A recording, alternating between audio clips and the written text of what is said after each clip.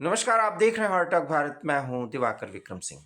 Colonel Virendra साही sir आज एक दर्शक के प्रश्न के उत्तर में दूसरी बार जुड़ रहे हैं और पहले भाग में 1962 में चीन के साथ हमारा जो युद्ध हुआ था उसमें 5 से 6 लड़ाइयों के बारे में उन्होंने जिक्र किया था कि वास्तव में वो हम वॉर लड़ रहे थे।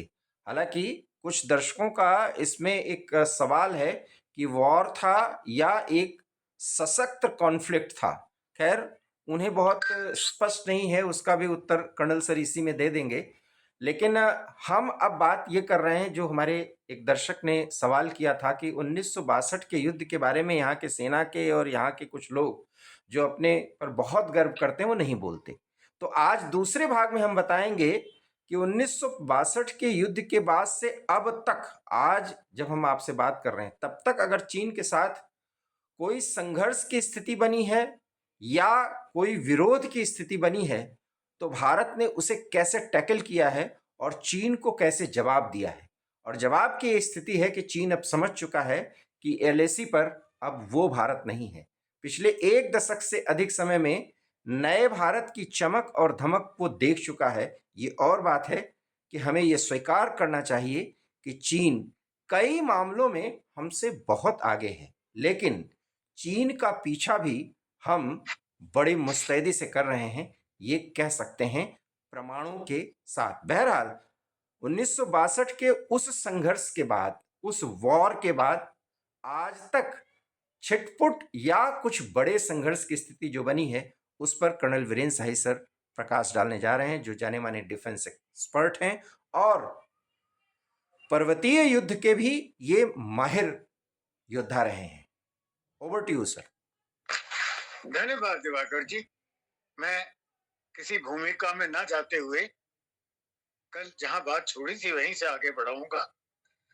मैंने जिक्र किया था उन 6 मेन मुख्य जो युद्ध हुए थे और जो मैंने बताया था कि ये उन दर्रों पर थे जिनको चाइनीज भाषा में ला कहते हैं, और इनका लक्ष्य ये था कि जो आने जाने वाले रास्ते हैं उनको हम कंट्रोल में रखें, और वहां हमारे जितने भी सैनिक, छोटी छोटी टुकड़ियां थी, पर उन्होंने प्राणों की आहुति दी और आखिरी शख्स, आखिरी गोली तक युद्ध करके चाइनीज को उनमें किसी भी रास्ते पर अपने पैर नहीं जमाने दिए और उसको प्रयोग नहीं करने दिया। उसके फलस्वरूप जो अनपोज चाइनीज मैदानी कुछ इलाकों में फैल गए थे, उनको रसद नहीं मिली, उनको अम्युनिशन नहीं मिला, क्योंकि रास्तों पर शहीद होने के बाद, वीरगति प्राप्त करने के बाद भी इतनी दहशत थी कि वो वेंचर नहीं कर सके इन रास्तों का प्रयोग, और एक्सफिल्ट्रेट होकर, छिन्न भिन्न होकर वापस चले गए। और जो वो इलाके थे जहां पर उन्होंने अनअपोज कब्जा किया था, उन पर उनका कब्जा कायम रहा, जिसको कि आजकल कुछ पॉलिटिशियन कहते हैं कि ये जमीन कैसे दे दी। ये आजकल में कुछ नहीं दिया गया, ये उस समय का उनका कब्जा है। अब मैं आता हूं तो एक छोटी सी चीजों का जिक्र करके और 62 के बाद के चैप्टर को टेक ऑन करूंगा। जो प्रश्न आए हैं उनको भी टेक ऑन करूंगा। मैं यहाँ क्लियर करना चाहता हूं कि भारतीय वायुसेना का प्रयोग 62 में नहीं किया गया। उसका कारण ये बताया गया कि अगर हम प्रयोग करेंगे तो चाइना रिटेलिएट करके हमारे मुख्य शहरों पर एयर स्ट्राइक कर सकता है, जिससे बहुत कैजुअल्टी होगी। मैं यहाँ साफ बताना चाहता हूँ कि ये या तो भ्रम था या एक बहाना था ना ऐसा करने का, क्योंकि चाइना के पास, उनके एयरफोर्स के पास ऐसे कोई जहाज नहीं थे जो चाइना से फ्लाई करके और हमारे मुख्य शहरों तक पहुंच सकते। इसके बरखिलाफ हमारे जो यूपी के और नदर्न इंडिया के एयरफील्ड्स थे, कश्मीर से लेकर और नेपाल के बॉर्डर के हमारी तरफ तक, उनमें इतनी क्षमता थी कि बड़े आराम से वो अरुणाचल में असम से उड़कर, बंगाल से उड़कर अच्छी तरह से वो इन टारगेट्स को टेक ऑन कर सकते थे। और अगर ऐसा किया होता तो वो इलाके जहां पर चाइनीज का कब्जा उस समय से बना हुआ है, उनको वो जगह छोड़कर भागनी पड़ती। मैं ऐसे निर्णय क्यों लिए गए उस बात पे आज नहीं जाऊंगा, पॉलिटिकल रीजन रहे होंगे। इसके साथ ही मैं ये भी बताना चाहता हूं कि हमारे पास अनुभवी जर्नल लोग थे सेकेंड और फर्स्ट वॉर के। फिर भी हमने एक एएसजी के जनरल साहब जनरल कॉल का प्रयोग किया, और ये सब कारण रहे जिसके कारण 62 का परिणाम वो आया जो सबने देखा।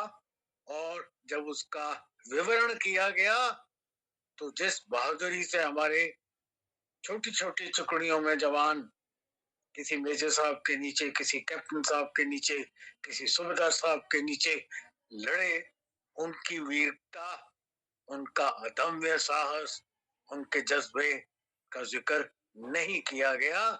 उस सबको ठंडे बस्ते में डालकर, दबाकर और डीप फ्रीज में रख दिया गया। फिर भी मैंने बताया, कल मैंने गिनाए थे वो 4 परमवीर चक्र जो इस युद्ध में दिए गए। उन लोगों ने मेजर शैतान सिंह और मैंने 4 जो नाम गिनाए थे, उन सब की वीरता को देखते हुए ऐसा जज्बे के बिना नहीं होता, ऐसा अदम्य साहस और वीरता और एक घमासान युद्ध के बिना नहीं होता। यहां से हटकर अब मैं आऊंगा उन 2 प्रश्नों पर जो मेरे सामने आए हैं। पहला तो क्या ये युद्ध था? किसी ने प्रश्न किया है कि was it a war? Yes, it was a war, क्योंकि हमारी ऑफिशियल जो साइट है, हालांकि डिक्लेरेशन ऑफ वॉर नहीं किया गया, पर हमारे 1300 कुछ सैनिक वीरगति को प्राप्त हुए। इंटरनेशनल मीडिया में, बीबीसी में, वॉइस ऑफ अमेरिका में और जितने भी लीडिंग, ग्लोबल टाइम्स को शामिल करके जो लीडिंग न्यूज एजेंसीज हैं, उन सब ने इसको साइनो इंडियन वॉर का नाम दिया था। हालांकि मैं सहमत हूं, इसको ना चाइना ने वॉर की तरह डिक्लेयर किया, ना हमने वॉर की तरह डिक्लेयर किया, और बॉर्डर स्क्रिमिशेस कहकर इसको प्ले डाउन किया गया, इसको लो वॉल्यूम पर रखा गया। और जहां तक हमारा वीरता का नैरेटिव है, उसको तो बिल्कुल छुपा दिया गया। एक प्रश्न और आया था जज्बे का। ये 6 जंग जो मैंने बताई शायद जज्बे को बड़े साफ तौर पर जाया करते, बयान करती। इसके बाद मैं आऊंगा कि 67 में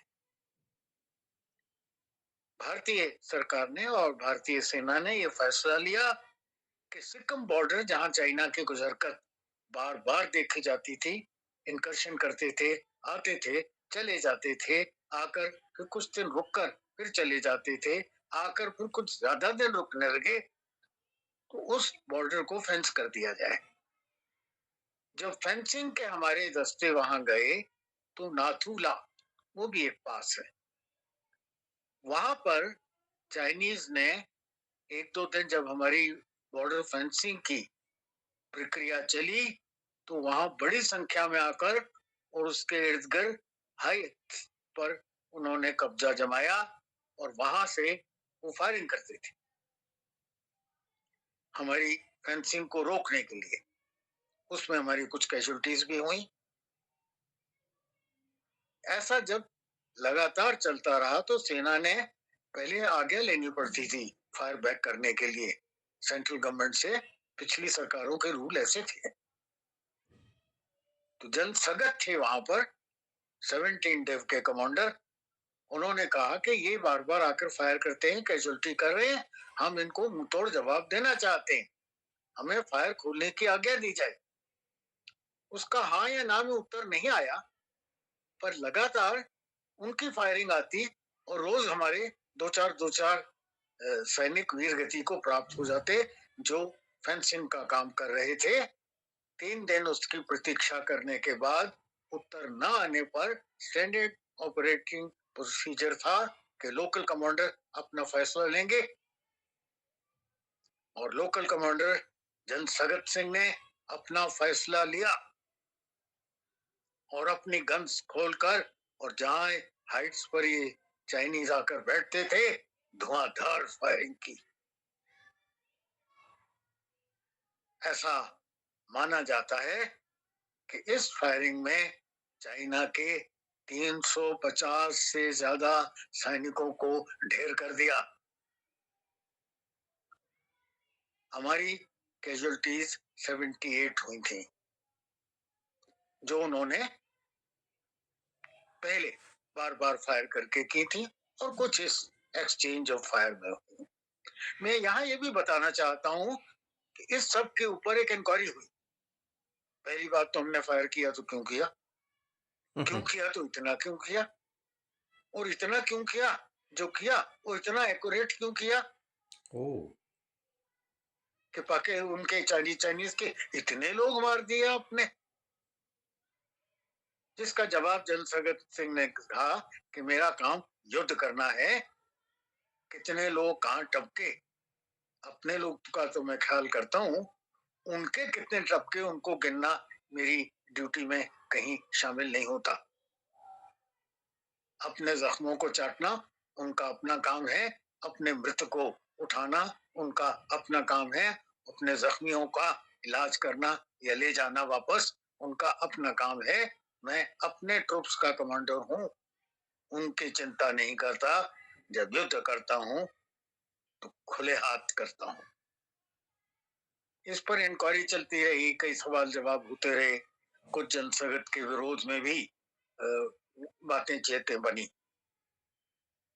ये सब सिलसिला कई साल चला दिवाकर जी, और तब तक चलता रहा जब तक हमारी एक लीडिंग, एक ही बड़ी पार्टी हुआ करती थी देश की, कांग्रेस, उनका और चाइनीज कम्युनिस्ट पार्टी का एक एमयू हो गया। और इसी के साथ आप अचरज करेंगे कि भारत सरकार ने चाइनीज सरकार से एक समझौता किया, क्योंकि इसकी फाइंडिंग में यह भी था कि जो फायर चाइनीज करते थे वो इतना एक्यूरेट नहीं होता था, और वो हमारी रेंज से भी थोड़ा सा पीछे रुक जाता था गन्स उनकी, जबकि हमारी गन्स उनके ठीक ठिकाने पर पहुंचती थी और एक्यूरेटली पहुंचती थी। इन अदर वर्ड्स, फौजी टर्म्स में, we were outgunning them. उनकी क्षमता से अधिक निपुणता से फायर करते थे, जिसकी वजह से उनकी कैजुअल्टीज ज्यादा हुई। तो भारत सरकार ने, उस समय की सरकार ने, बड़ी पार्टी की सरकार ने फैसला लिया कि आने वाली स्क्रिमिशेज में, झड़पों में, भारत और चाइना फैसला करते हैं कि वो गन्स का प्रयोग नहीं करेंगे, फायर आर्म्स का इस्तेमाल नहीं किया जाएगा, क्योंकि भारत की सेना ज्यादा निपुण है। और उसी का परिणाम था कि गलवान में उन्होंने अपनी सेना को तैयार किया, उनको क्लब्स देकर, क्लब्स के ऊपर तारें बांधकर, कटीली तारें बांधकर, और ये जो बेसबॉल के रैकेट्स होते हैं, बैट्स होते हैं बेसबॉल के, वो देकर, और इस तरह के हथियारों से उनको भेजा गया, जो फायर आर्म्स तो नहीं थे। और हमारे कर्नल बाबू की हत्या ऐसे ही वेपन से हुई। जैसे ही इस एक पक्षीय अटैक, क्योंकि वो तो वहां निरीक्षण करने गए थे, 2 दिन पहले बात हुई थी कि वहां से चाइनीज टेंट हटा लेंगे, गलवान के खास हिस्से से, जो उन्होंने नहीं हटाए।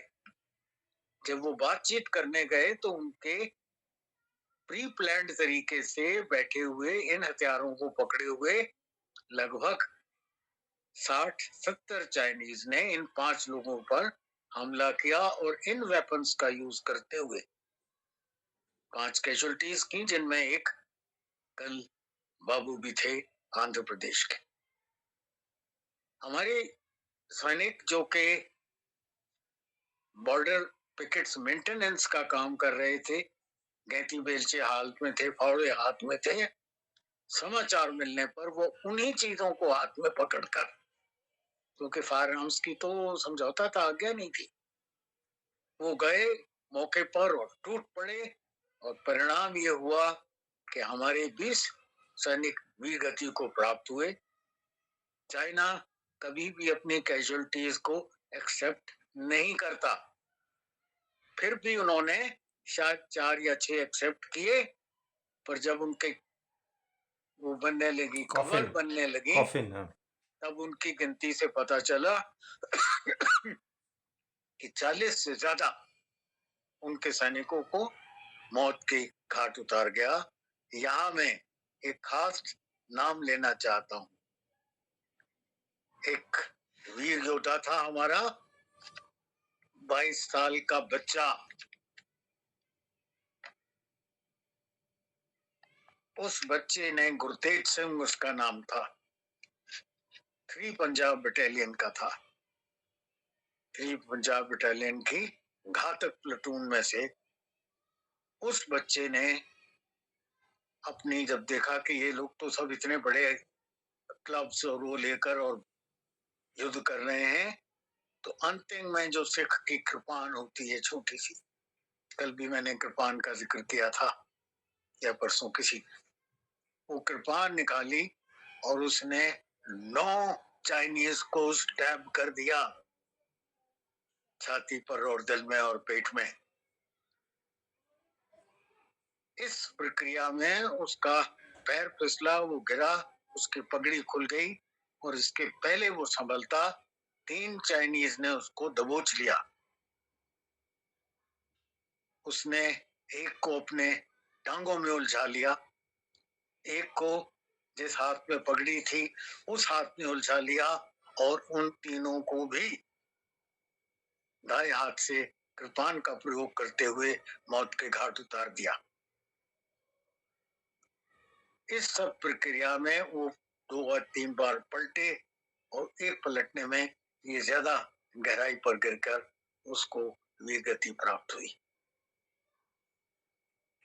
तो टोटल 13 लोगों को उस शख्स ने, एक अकेले 28 साल के बच्चे ने 22 साल के, मौत के घाट उतार दिया। अगर इसमें जज्बा नहीं दिखता मेरे देशवासियों, तो जज्बा कहाँ ढूंढोगे? ये उस प्रश्न का उत्तर है कि जज्बा कहाँ जाता है, यही रहता है, भारत माता के चरणों में रहता है जज्बा हमारा, हर भारतीय के दिल में रहता है जज्बा हमारा। तिरंगे का साया जहां पड़ता है वहां होता है जज्बा हमारा। हमारे खून के एक एक बूंद में होता है जज्बा हमारा, हमारे रग रग में होता है जज्बा हमारा। और उस जज्बे की कसम, मैं भारत माँ के विरुद्ध कुछ सुनना नहीं चाहूंगा, भारत के वीरों के विरुद्ध कुछ सुनना नहीं चाहूंगा। और ऐसे प्रश्न उठाने वाले शायद वही लोग हैं जो कहते हैं कि उड़ी की स्ट्राइक हुई थी कि नहीं हुई थी, या बालाकोट पर आपने जो एयर स्ट्राइक की थी वो वाकई हुई थी या नहीं हुई थी। अब तस्वीरें तो लाए नहीं, फोटोग्राफी करने जाते हैं हम लोग, फिल्म बनानी है हम लोगों ने। खैर, अब मैं आता हूं, जिस तरह से डोकलाम पर 2017 में eyeball to eyeball 73 दिन चलता रहा, वो जज्बा था भारत का, और चाइनीज को पीछे हटना पड़ा। पहला आई बॉल कन्फ्रंट्रेशन था 62 के बाद, जिसमें पलक झपकी तो चाइना की झपकी वापस जाने के लिए। हमारी आंखें नीचे नहीं हुई। गलवान की बातचीत मैंने अभी की। ये जो स्पॉट है ये भूटान, चाइना जी जी और जी, इंडिया के ट्राई जंक्शन पर बिल्कुल है। वो ट्राई जंक्शन पे है, हाँ। हाँ, वहाँ 73 डेज आंख से आंख मिलाकर चाइनीज और भारतीय सैनिक खड़े रहे। कई बार उनके हाथ धक्का मुक्की मारपीट भी हुई। और चाइनीज को उस पीछे अंत जाना पड़ा में सर, चाइनीज को जाना पड़ा। जाना पड़ा।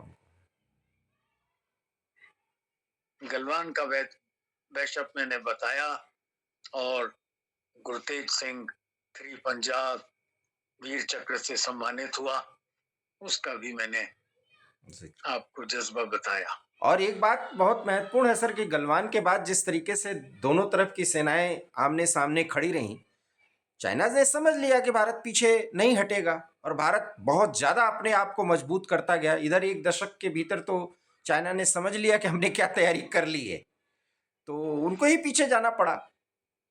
दिवाकर जी, 2020 की स्थिति बहाल हो गई है। बिल्कुल बिल्कुल हो गई है।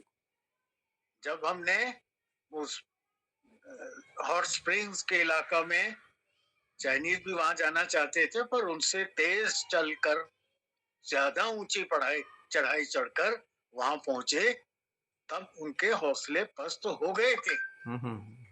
उसके बाद फिर वो बातचीत चलती रही, कोर कमांडर्स की बातचीत चलती गई, और अंत में जब प्रधानमंत्री और शी जिनपिंग की बातचीत हुई, और उसके बाद जो पेट्रोलिंग के 2.9 और 10 बजते थे, उन पर भी समाधान हो गया और एक नो मैन एरिया इकट्ठा किया गया।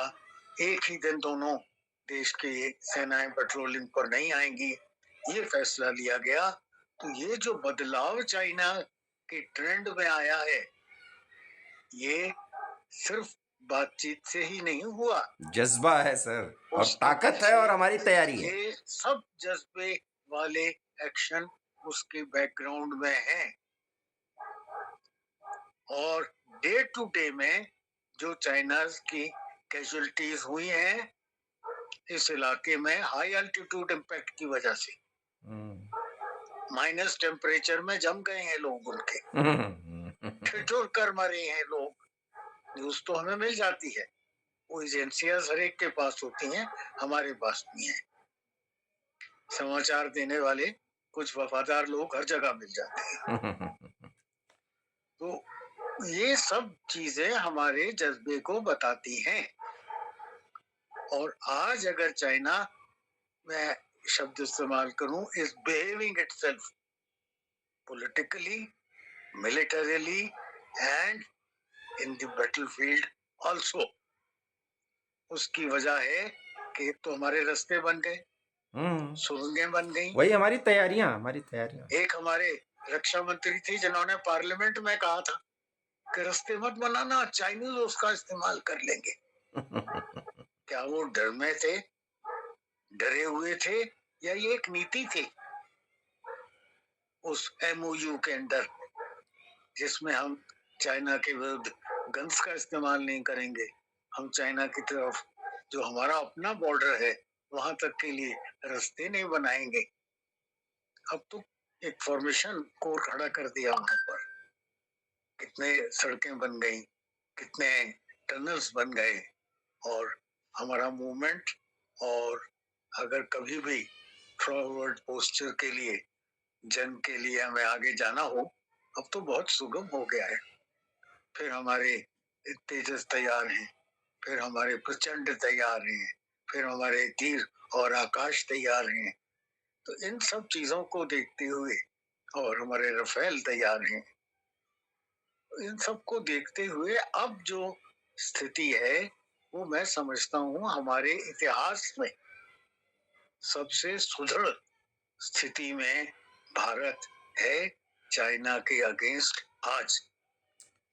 और वो देशवासी जिसको इनकी जानकारी न होने के कारण और पुराने भूले भटके भ्रम में फंसे हैं, मेरी प्रार्थना है कि अपडेट हो जाएं अपने देश की सेना पर गर्व करें, देश की तैयारी पर गर्व करें, देश की हिम्मत को आगे बढ़ाएं और वाहियात मैसेजेस नहीं डालें। तो ये कुछ ऐसे कमेंट्स थे जिनको हमने कवर किया और उन सब के हमने जवाब दिए कि ये वॉर था या एक सशस्त्र कॉन्फ्लिक्ट था। और गलवान से लेकर के डोकलाम, इसके अतिरिक्त जहां जहां भी चाइना हम पर आंख तरेने की कोशिश की पिछले एक दशक में, तो हमने उनको बता दिया है कि बहुत कुछ बदल गया है, गलती नहीं होनी चाहिए। और दोनों तरफ अब संयम बरतने की शुरुआत हो चुकी है और कुछ ऐसे प्रयास किए जा रहे हैं जिससे मामला सुलझे, सीमा का विवाद हल हो। तो आप जिन दर्शकों को इसमें संदेह है कि चाइना से हम हार गए, चाइना ने हरा दिया था, उसकी सच्चाई पर हम ज़्यादा बातचीत नहीं करना चाहते क्योंकि वो पॉलिटिकल इश्यू हो जाएगा। क्योंकि पॉलिटिकल विल पावर क्या था उसको कर्नल सर ने न बताते हुए भी बता दिया। अभी आप दर्शकों पर है कि उन तथ्यों को समझें और इस वीडियो पर भी अपनी राय जाहिर करें। सवाल जो भी आप पूछते हैं उसका हम पूरे के पूरा एक वीडियो बना करके उसका जवाब देते हैं और कर्नल सर प्रमाणों के साथ जवाब देने में तो माहिर हैं। वीडियो पर कमेंट कीजिए और हमारे चैनल हार्ट टॉक भारत पर, क्योंकि अगर आपको अच्छा लगता हो कि महत्वपूर्ण मुद्दों पर इस पर चर्चा होती है तो इसे प्लीज़ सब्सक्राइब कर लीजिए। हम वादा करते हैं कि आपको हर दिन अच्छे कंटेंट्स जरूर देने की कोशिश करेंगे विश्लेषण के साथ। बहुत बहुत धन्यवाद। नमस्कार। धन्यवाद दिवाकर जी।